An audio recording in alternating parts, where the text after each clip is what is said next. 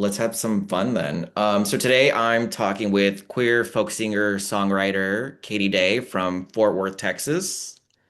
Um, so first and foremost, you got a new single that just came out called Nothing More. Can you tell us a little bit about that? Absolutely. It was like so cathartic writing through this song.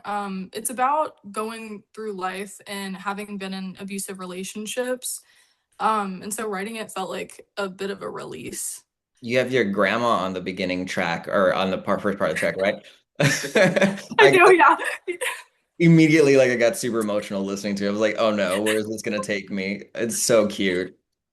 Oh my God, thank you. So, I am like incredibly sentimental and I save everything always and I save every voicemail that anybody ever leaves me because I'm like, what if this is like the last time I get to talk to them?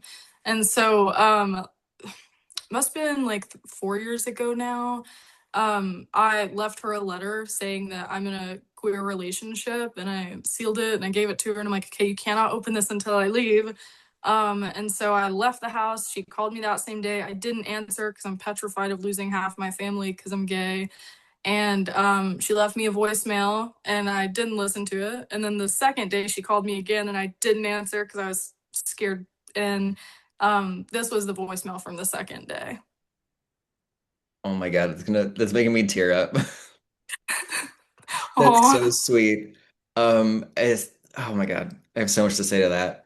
Yeah, that's so yeah. sweet, and especially, I don't know, I think a lot of queer people, especially now, have this thought of Texas and the older generation. So, older generation in Texas, we kind of have this idea. What's the queer climate like in Texas and in your circles right now? What's going on over there?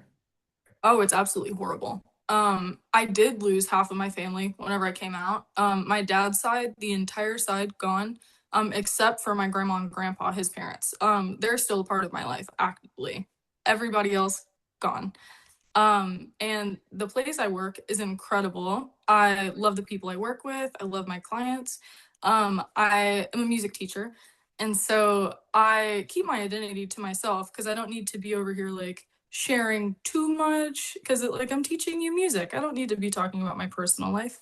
But some parents have found me on TikTok and pulled their kids out of my class because I'm gay. And they made it like this huge theatrical thing, and it's happened more than once. Oh my God, I'm so sorry. That's horrible. Yeah, I Um, appreciate it. Yeah. That's interesting because I was going through your Instagram and I was like, okay, you submitted to the magazine. So I'm going to assume because we were looking for queer artists, I was going to assume that queer artists. And I think the only indication that I found was you do have a pride flag on there. And I'm like, okay, or you have a rainbow flag. I'm like, okay, Yep. keep it Yep. subtle. Yeah. Yeah. I'm like, I wasn't even out here saying what I do. And then they're like, that's too much indoctrination. Crazy. Wild.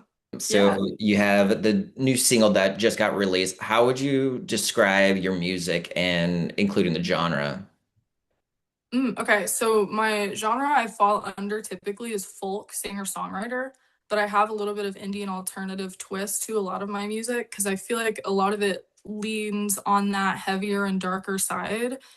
My music in general, I've been writing a lot about my life and my life experiences lately. This has been a more new thing for me over the past year. Therapy really helped like open everything up. And so it made songwriting just that much more easy. And so a lot about my life experiences. Yeah, shout out to therapy. I'm a big advocate for therapy. Same. Love a good therapy. Yeah. Okay, so you kind of get into my next question. There's what inspired you to pursue music as a career for one thing, but also just as an art for another. Mm. So ever since I was a kid, I knew I was destined to do music throughout forever. That was always going to be my thing. It's always been a fact, not like a, this is what I want to do. It's always like a, this is where my future is heading, and like you're gonna be there or you're not. My second dream job when I was a kid is I wanted to be an entomologist. So, but now I'm like horrified of bugs, so that one didn't work out. Um, And I, throughout high school, was still doing music. And then my family's like, oh, college. And I'm like, oh, okay. And so tried to do forensic psychology for a little bit, decided, man, I can't do this. And so I switched my major to music therapy. And I was like, ooh, can't do this either. It's not like full music. This is not my life. And so never went back to college and have just been pursuing it on my own ever since. Nice. Yeah. I will say that I think you're doing really well because you are so well spoken all in communication. I was going through your Instagram and videos and things, and you're doing gigs and stuff.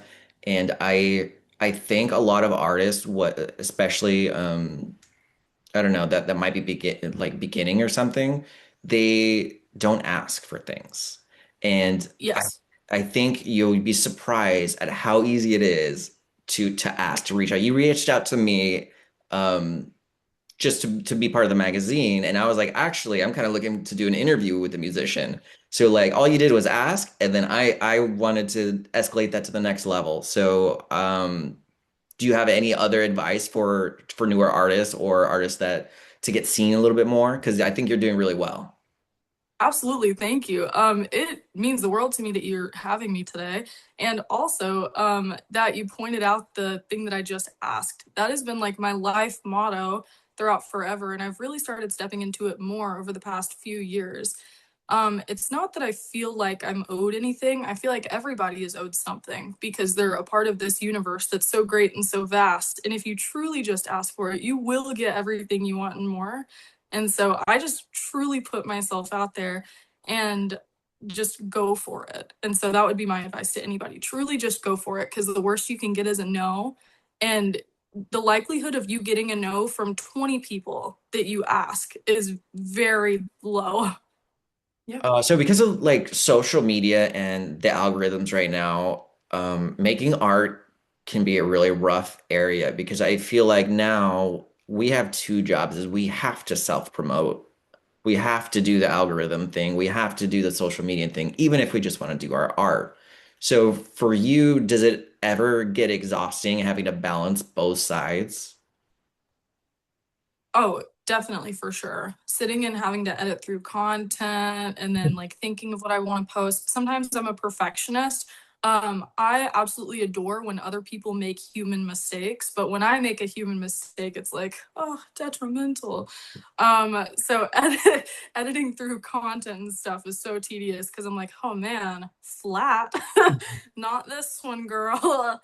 But yeah, that definitely can get tiring.